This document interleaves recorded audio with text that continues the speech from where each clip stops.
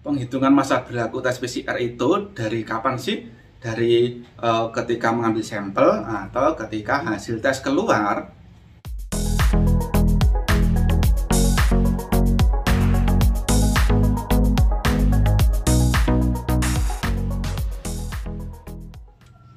Halo, assalamualaikum. Kembali lagi ya teman-teman, bareng saya di channel Novan JK. Seperti yang teman-teman ketahui semua, aturan karantina saat ini bagi yang sudah vaksin lengkap ataupun booster itu akan karantina selama 5 hari.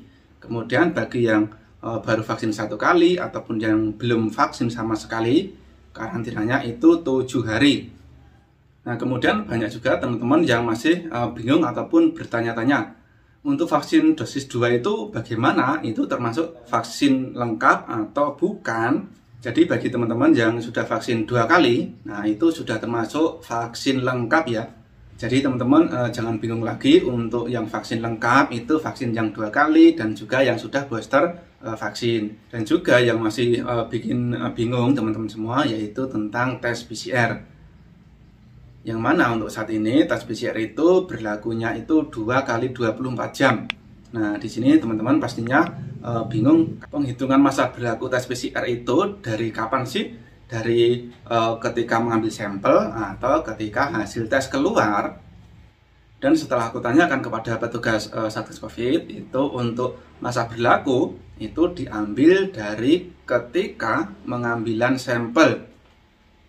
Jadi bukan dari hasil tes keluar ya teman-teman, tetapi bisa juga masa berlaku itu dilihat dari tanggal yang tertera di dalam hasil tes PCR.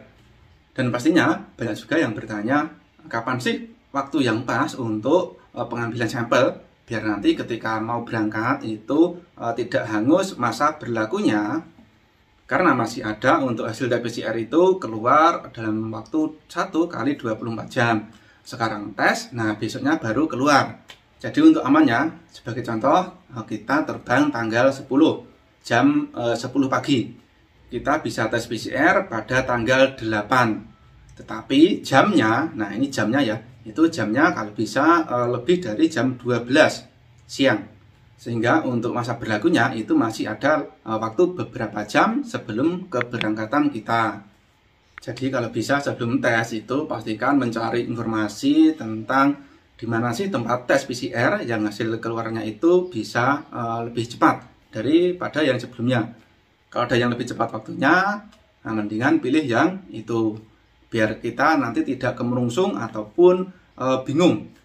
Jadi seperti itu ya teman-teman informasi saat ini, semoga bisa memberi wawasan pada teman-teman semua. Oke, sampai di sini dulu, sampai ketemu lagi di video berikutnya. Wassalamualaikum.